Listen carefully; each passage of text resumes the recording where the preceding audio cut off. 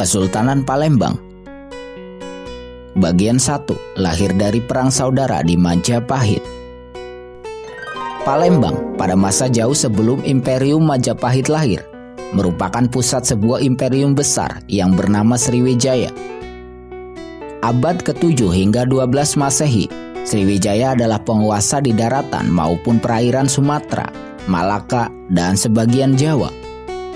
Memasuki abad 13, Sriwijaya yang tangguh mulai surut dan digantikan oleh imperium lainnya, Majapahit. Pusat kekuasaan Sriwijaya yang terletak di pesisir timur Sumatera, yang sekarang dikenal sebagai kota Palembang, masuk ke dalam wilayah Majapahit.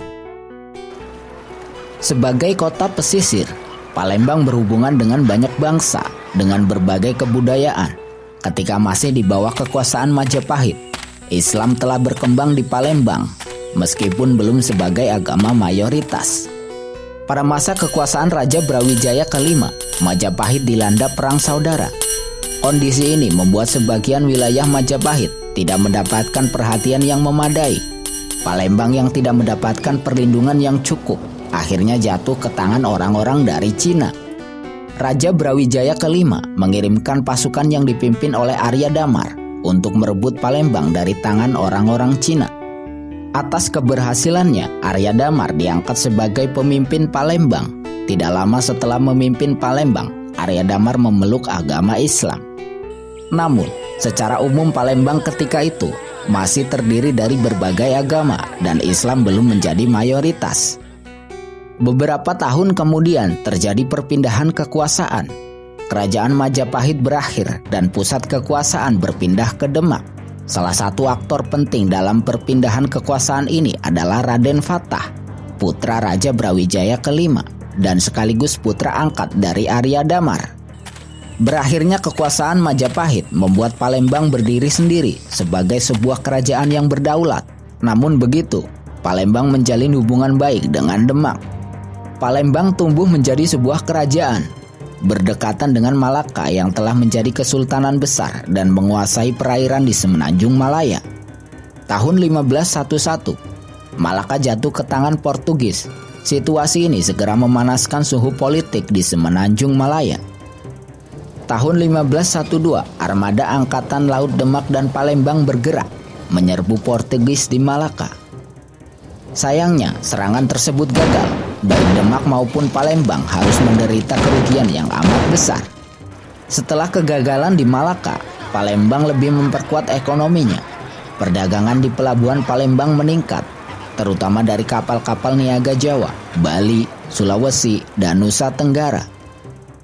Palembang memiliki komoditas utama, yaitu lada dan timah. Dua komoditas ini bahkan telah menjadi urat nadi perdagangan sejak zaman Sriwijaya. Di masa keemasan rempah-rempah, lada merupakan komoditas yang sangat laku di Eropa. Pada abad ke-15, kebutuhan lada di Eropa meningkat hingga 3 kali lipat. Hal inilah yang membuat para pedagang Eropa berbondong-bondong mencari jalur pelayaran ke Nusantara. Tingginya harga lada membuat para penguasa di Palembang mewajibkan rakyatnya menanam lada secara besar-besaran. Selain lada, Palembang juga dikenal sebagai penghasil katun. Ketika itu, para petani menanami lahan persawahan yang sudah panen dengan kapas yang kemudian diolah menjadi katun. Di pertengahan abad ke-16, transisi kekuasaan terjadi lagi di Jawa dengan berakhirnya Kesultanan Demak dan digantikan dengan Kesultanan Pajang. Pergantian kekuasaan yang melibatkan pertumpahan darah ini membuat sebagian pembesar Demak dan Jipang yang tidak setuju dengan kepemimpinan Pajang memilih melarikan diri ke Palembang. Salah satu pelarian dari Jawa yang datang ke Palembang adalah Ki Gedeng Sura, orang yang mendukung perjuangan Arya Penangsang, Adipati Jipang melawan Pajang. Ki Gedeng Sura diterima dengan baik, mengingat hubungan Palembang dengan Demak sejak zaman Majapahit masih berkuasa. Tahun 1572, Ki Gedeng Sura kembali ke Jawa. Anak dari Ki Gedeng Sura yang dikenal dengan nama Ki Gedeng Sura Muda kemudian menjadi salah satu pemimpin di Palembang pada pertengahan abad ke-16 pada kisaran tahun 1572 hingga 1589.